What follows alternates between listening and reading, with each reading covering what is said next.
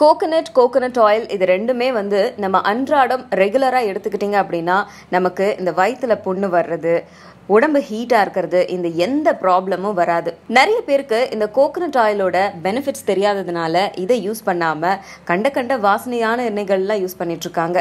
உங்களுக்கு எப்போவுமே சாஃப்டான ஸ்கின் வேணும், சாஃப்டான ஹேர் வேணும், நல்ல ஹேர் க்ரோத்து, வால்யூமோடு இருக்கிற ஹேரு இதெல்லாம் வேணும் அப்படின்னா தேங்காய் எண்ணெயை, அதுவும் செக்கிலேருந்து ஆட்டின தேங்காய் எண்ணெயை ரெகுலராக யூஸ் பண்ணிங்க அப்படின்னாலே உங்களுக்கு ஹெல்தியான சருமமும் தலைமுடியும் கிடைக்கும். அண்ட் இதில் இது மட்டும்தான் இருக்கா அப்படின்னு கேட்டால் கிடையாது. இதில் இன்னும் ஏகப்பட்ட நன்மைகள் இருக்குது. ஸ்கின்னுக்கு மட்டும் இல்லாமல் உங்களுக்கு குடல்லையும் எந்த ஒரு புண்ணும் வராமல் தடுக்குது, உடம்பை கூலாக எப்போவுமே வச்சுக்குது.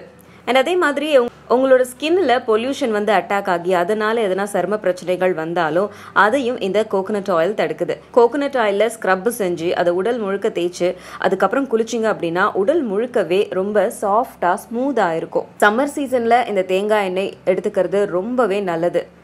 சம்மரை சமாளிக்கவும் அதே சமயங்களில் உங்களோட சருமத்தை சமாளிக்கவும் சம்மரில் தேங்காய் எண்ணெயை பயன்படுத்துங்க.